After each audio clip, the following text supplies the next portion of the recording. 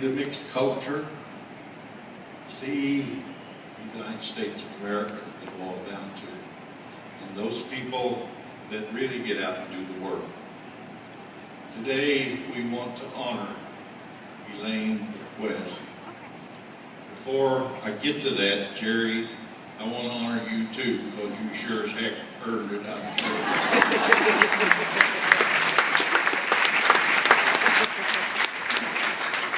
Just as my wife would be honored also, because she stayed home, took care of the pigs, took care of 7 children, taught school, and kept us from starvation, and did all the things that needed to be done, including supported me as I traveled to the United States. Sandra, we love you. Thank you.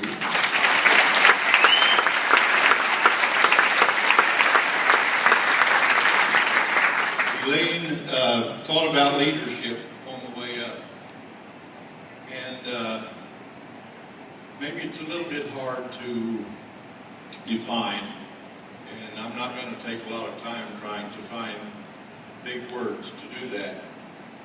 But I know of a couple of things that it absolutely requires. First, commitment. And if anybody's ever had commitment, Elaine West has. You have given all these 29 years to build what I think is a beautiful organization with 9 individuals now, staff, and also I understand that you, Imaka, has turned it over now when Elaine retires to Heather. I think that that's an excellent, excellent idea.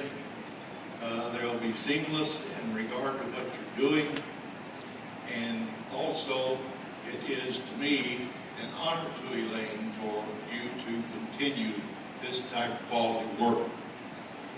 The other in leadership is just darn hard work.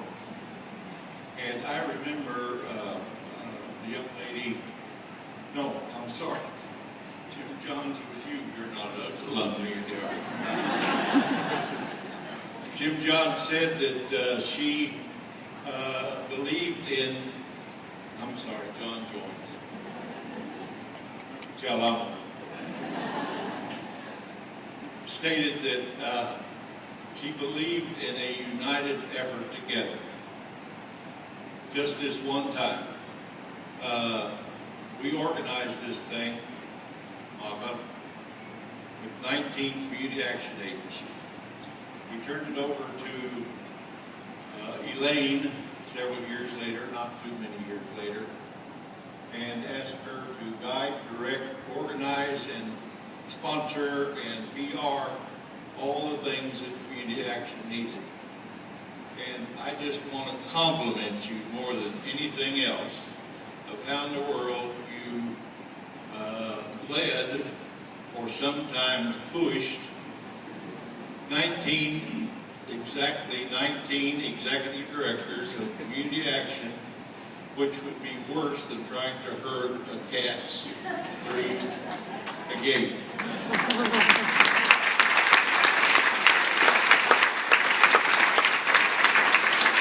an honor to be with you. You and I have seen tears together. We really have. We've seen a few awards as we went our way. We've seen some failures.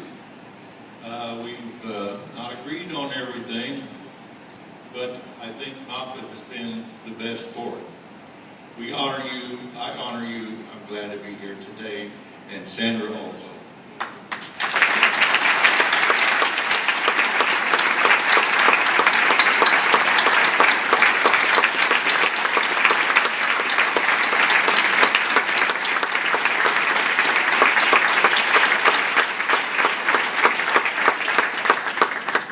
Thank you, Mr. Braithwait.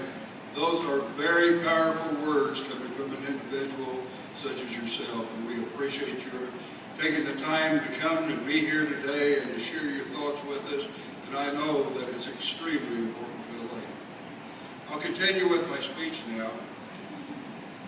I would like to read a comment from yet another one of our outstanding community action leaders from Missouri, Mr. Charles McCann.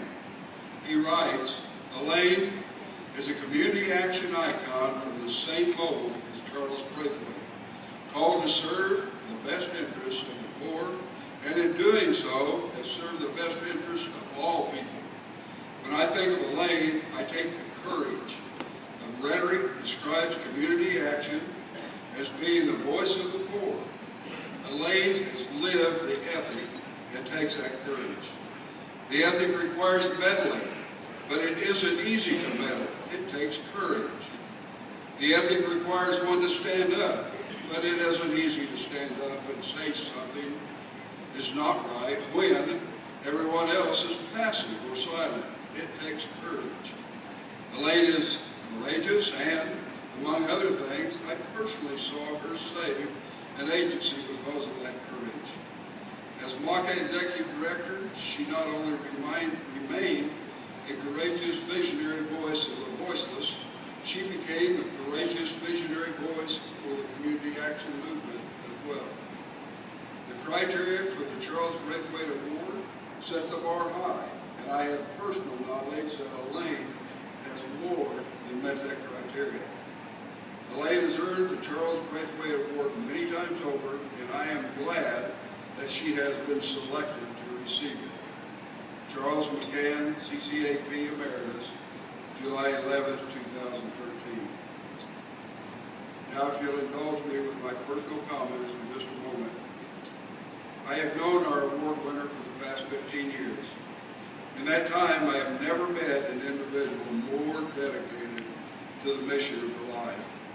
That mission being to help those less fortunate to improve their quality of life. I have never heard her belittle, demean, embarrass, or talk down to a person regardless of their status in life. She is as genuine as the day is long. Jerry West, I just want you to know that I love your wife. Ladies and gentlemen, it is my privilege to introduce to you Miss Elaine West, the 2013 Charles Braithwait Award winner.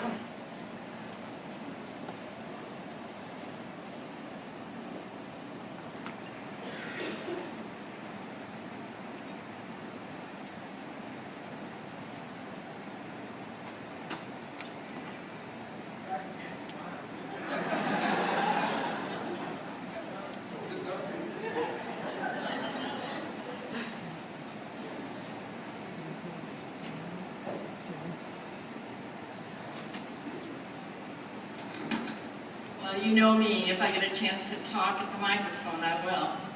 I believe Charles and John pretty much stole everything I was going to say, but there are just a few things that I can't resist saying. This is really an honor. I've received some awards and recognitions as MACA Executive Director, but this is truly, Charles, this is truly an honor to receive this. I know, as I think John said, that many of you in this room do not know when we send out the nomination forms who Charles Braithwait is. But I am here to tell you that everyone in this room has some connection to this man. And the energy, the leadership, the devotion, the commitment that he has made to social justice, not only in Missouri, but throughout the nation. This man is highly regarded by people all across the nation because of his commitment to social justice. It is such an honor to receive this award. And I have to say one more thing, Charles. We haven't always agreed on everything. I could just tell you stories about our disagreements. like calling me early in the morning and saying, Elaine, stop that project. You gotta stop it right now. I'll explain later. And he did explain. And even though we didn't always agree, I knew he was wiser than me, he had more experience, and I needed to listen to him. And as he said, we've been through some really happy times and we've been through some tearful times. But he has always been a supporter. And he has been like that for many, many individuals. I do hope that you will get to meet him, but I also don't want you to wear him out, okay? Because he has many more things to do. He may have retired in 1996. He told me that's when he quit getting a paycheck.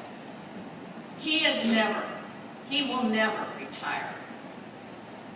His brain is working constantly.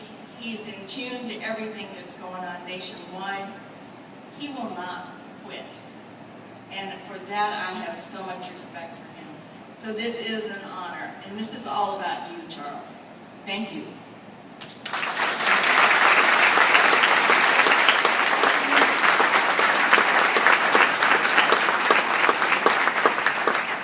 We promised to be somewhat brief, so I just want to say one last parting word here is that she stands only about 5 foot tall, but to me, she is a giant. I think that you all feel the same.